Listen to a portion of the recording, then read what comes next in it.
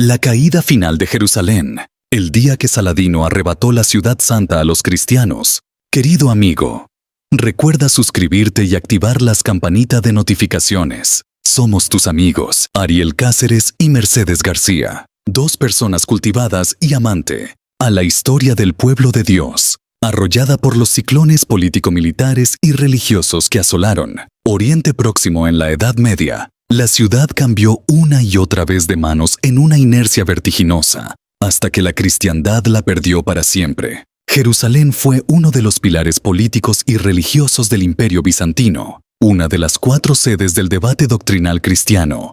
Las otras eran Antioquía, Alejandría y la propia Constantinopla, hasta que en 614, tras un cruento asedio de 21 días, cayó en manos del Imperio Sasánida. Fue una hegemonía breve, ya que solo 15 años después el estandarte bizantino volvió a lucir en sus murallas, gracias al empeño de Heraclio por reconquistar una urbe tan emblemática. Pero la cristiandad estaba a punto de perderla de nuevo inexorablemente, como a perderla se habían resignado los hebreos mucho antes.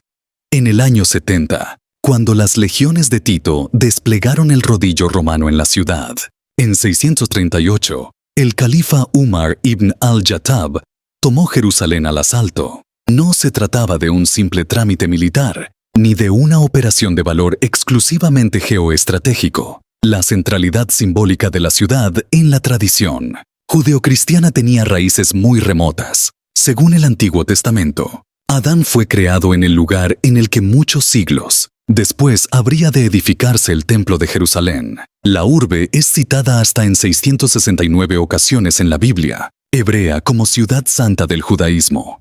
Jerusalén es la luz del mundo, reza el Génesis Rabba, cita que condensa el sentir de los judíos respecto a un lugar en el que, según dicha tradición, aún habrá de erigirse en un futuro un tercer templo. El segundo fue el destruido por los romanos, en un tiempo en el que se convertirá en el centro espiritual del mundo.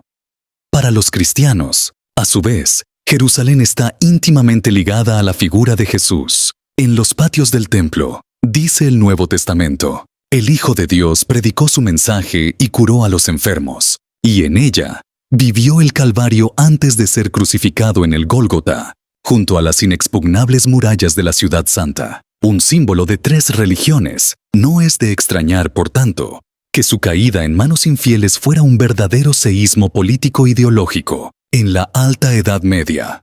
Pero los sucesores de Mahoma tenían también sus motivos para reclamar la icónica ciudad como un elemento consustancial al paisaje del naciente Islam.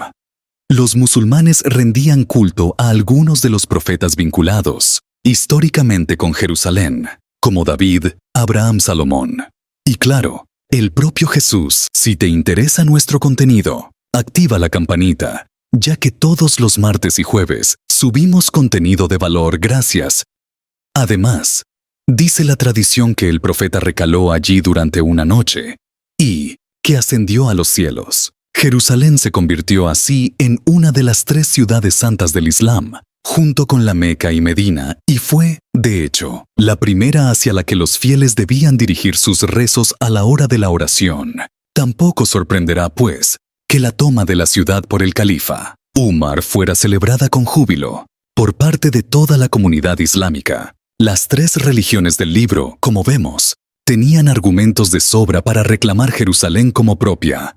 Pero por el momento, en el transcurso del siglo VII, el mundo cristiano no estaba en disposición de disputársela al nuevo inquilino islámico. Habrían de pasar 4 centurias hasta que la sostenida pujanza de la cristiandad europea, que iniciaba entonces un período de cierto esplendor, discutiera ese status quo. Jerusalén volvía a ser una causa perdida que tenía que ser ganada. Finalmente, tras siglos de tinieblas, el cristianismo se sentía capaz de reconquistar los santos lugares y de plantear un desafío militar creíble a un Islam que, hasta entonces, era un enemigo inalcanzable. Mito y realidad del Reino Santo. La conquista de Jerusalén, de hecho, fue el principal combustible de la primera cruzada, iniciada con la llamada a las armas del Papa Urbano II en 1095.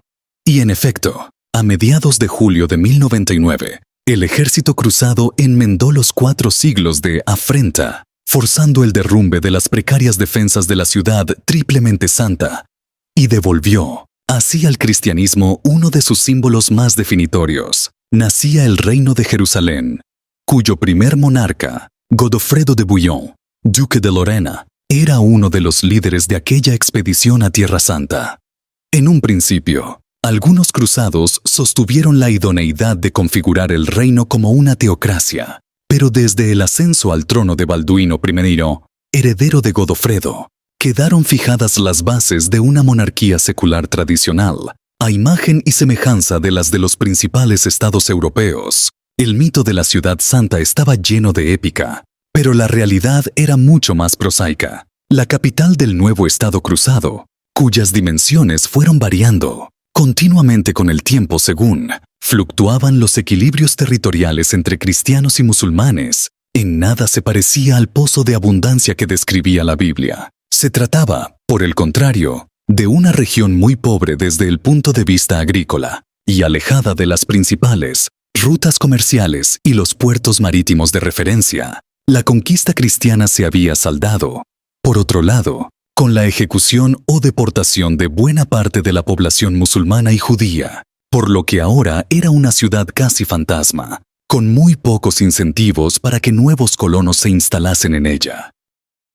Además de su escaso atractivo económico, las murallas estaban muy dañadas, por lo que ni tan siquiera ofrecía seguridad a los cristianos que decidieran poblarla. Así pues, Jerusalén no tenía los recursos para prosperar, de la única manera en que prosperaban las ciudades medievales en el siglo XI, es decir, a través de la agricultura y el comercio. Pero la Ciudad Santa encontró una manera original de subsistir, desarrollando una boyante industria turística, vertebrada alrededor de las necesidades de los miles de peregrinos que confluían cada año entre sus muros. La santidad de la urbe, sobradamente reconocida a lo largo y ancho de toda la cristiandad, se acabó convirtiendo en un filón económico y estimuló la mejora de las infraestructuras viarias para garantizar la seguridad de los viajeros. Otro de los factores políticos, económicos y religiosos vertebradores del Jerusalén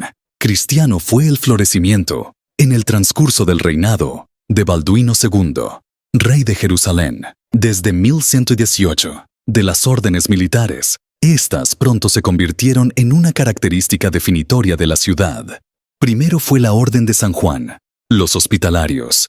Después llegaron los templarios y la Orden de San Lázaro. Nacieron con vocación de atender a los peregrinos enfermos y de protegerlos en su aproximación a la ciudad, pero pronto acumularon tanto poder y riqueza que terminaron por operar como un estado dentro del propio estado, al que el rey en ningún caso podía controlar o someter. La Segunda Cruzada, 1144-1148, diseñada con el fin de reconquistar el condado de Edesa, caído en manos musulmanas, fue un rotundo fracaso y marcó el inicio de un proceso que habría de llevar al abrupto final del paréntesis cristiano en Tierra Santa.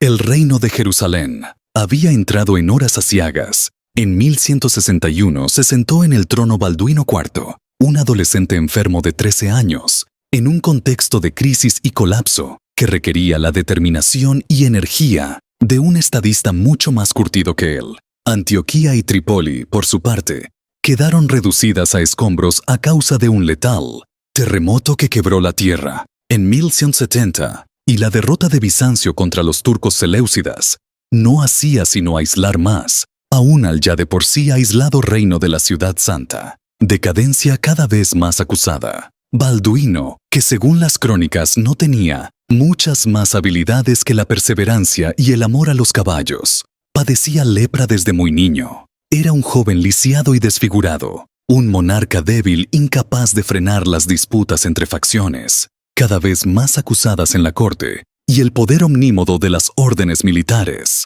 Jerusalén era ya un reino en declive y cada vez más insignificante, y el rey no tenía recursos para hacer frente a la extraordinaria amenaza del sultán egipcio Saladino. La enfermedad finalmente se lo llevó en marzo de 1185, en vísperas de una formidable tormenta. le sucedió el efímero Balduino V, último rey de Jerusalén, cuya sede estuvo en la Ciudad Santa, que falleció unos meses después. Su madre, Sibila, se ciñó entonces la corona, compartiendo el trono con su esposo, Guy de Lusignan. El enemigo, con Saladino al frente, estaba casi a las puertas. El 4 de julio de 1187, el ejército cruzado sufrió una formidable y rotunda derrota en la batalla de los Cuernos de Hattin, que se saldó con un reguero de 15.000 cadáveres cristianos. Las fuerzas cruzadas fueron completamente aplastadas, y la suerte de Jerusalén